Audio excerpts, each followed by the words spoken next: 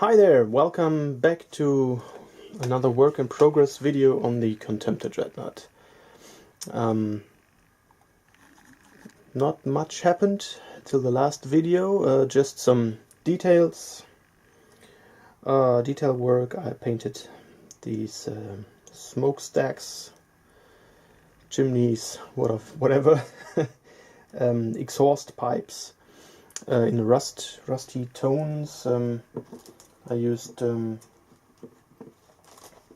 various rust colors like this Panzer Aces light rust and dark rust and different brown tones, some of the hull red as well, just in random fashion so that it looks a bit like it's been rusted away. There will be some weathering powders on there as well, so I didn't have to worry about making this as clean as possible, but you can see the effect I was aiming for. Yeah, other than that, the metallics are almost finished, and the whole model received a coat of gloss varnish. I used my favorite gloss varnish by Vallejo to give it a good coat, because now I want to apply some decals. And I want to start by putting a decal on this surface here, on one of the legs, and I'm using Forgeworld's beautiful decal sheet. This decal sheet is not pre-cut, so you have to be a bit careful with that. And I thought I use one of these symbols on the leg. And I show you the process for those of you who are interested in how I do it.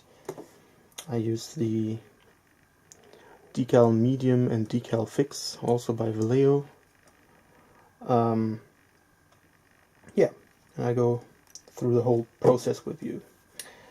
Let's cut out the decal first, and then we can prepare the surface.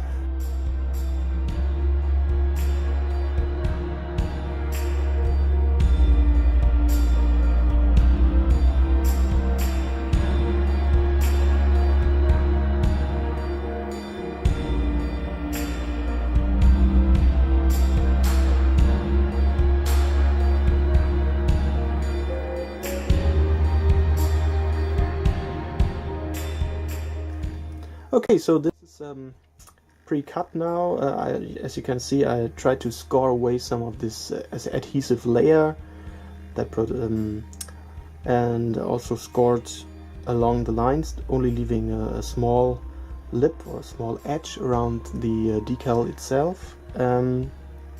So I won't have to worry about large surfaces that may start to silver after applying the decal. But if you do that, bear in mind that it doesn't make the application of the decal easier. It's quite hard because you have these very delicate small pieces that like to bend and rip and stuff like that. Also, if you want to distress your decal, now is the time to do that. But be very careful that you don't cut your decal in half while scratching on the surface. I will try that now. And let's see if it works. Maybe I can get a little closer. Let's see. Difficult. Okay. So.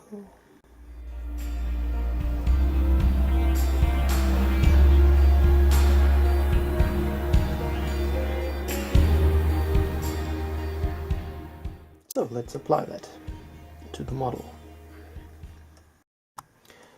Okay, now there's probably a million ways to do this, and well, this is my way of doing it. This is just water and before I dump the decal into it, I coat the part that I'm gonna apply the decal to with a bit of the decal fix. So to make the surface a bit more smooth. This is nothing other than a transparent acrylic varnish. Nothing else. So let's do that. I have a bit here in my palette. Okay, let that dry for a bit. Now take the decal and submerge it in some water.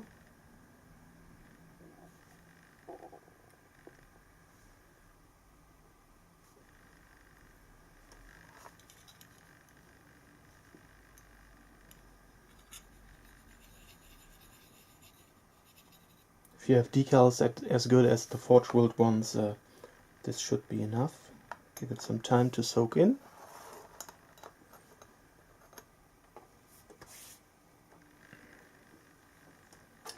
I use a wooden stick and let's get some help from a third hand. Hold on a second. There we go. Okay. So let's put on a bit of the decal medium first. Just a little bit. We don't want to put too much on there because it can be very aggressive and destroy the paint. Although the gloss varnish should protect the surface. But you never know. So let's see.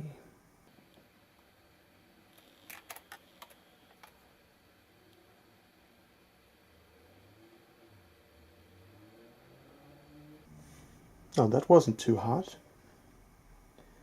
Now I'm using a brush here to move the decal around, and it's soaked in the medium. So that I have decal medium under the decal and on top of it. And when it looks right, let's see, maybe a bit more like this. I'll use a cotton bud or a Q-tip to push the decal down and get all the excess liquid out of it.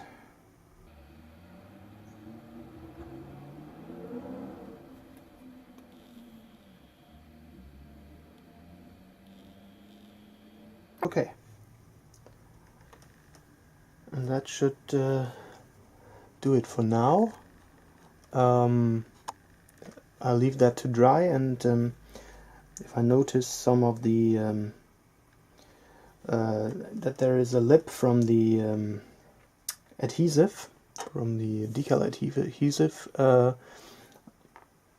I give it another coat of the decal medium, and that should melt the decal down and remove all of these steps that can appear, especially when you have very old or very bad decals, very thick decals.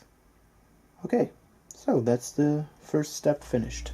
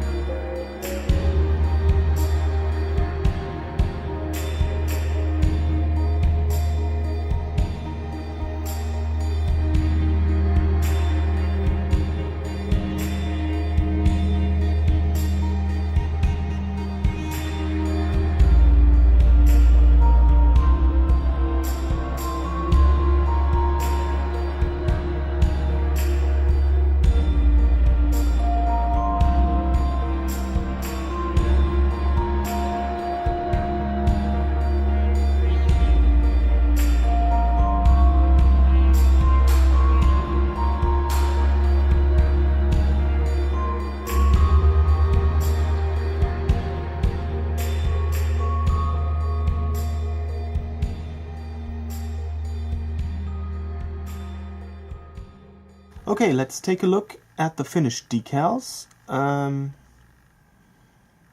At this stage there is about, I don't know, 3 or 4 layers of this decal medium on them to really melt them down to the surface. At this point, well, at least I am not seeing any silvering or any leftovers of this adhesive film. But if there were any small areas left, the coat of varnish would get rid of that. So you could at this point put the decal fix on it. That's what this is actually made for, to protect the decals, but I'm gonna airbrush a coat of gloss varnish on this anyway, so I'm skipping that step. Yeah, and I think the decals came out very nice, very subtle, as you can see. Now only one thing is left to do, because I have all these scratches and all these weathering patterns on here. Some of the decals, like you can see on the side right there, this rusty dot there, the decal goes over that, so I'm gonna repaint this, so it gives the impression as if the decal was damaged along with the paint. So that's the last thing I'm going to do, and then it's another coat of varnish, and on we go to the oil washes, and that's gonna be a lot of fun, because all of the colors will come together and the model will get some more definition with the pin washes, and that's really exciting for me. So let's finish this little dot. On the other parts there weren't any areas that need extra paint, so that will be all for this step. So let's do that.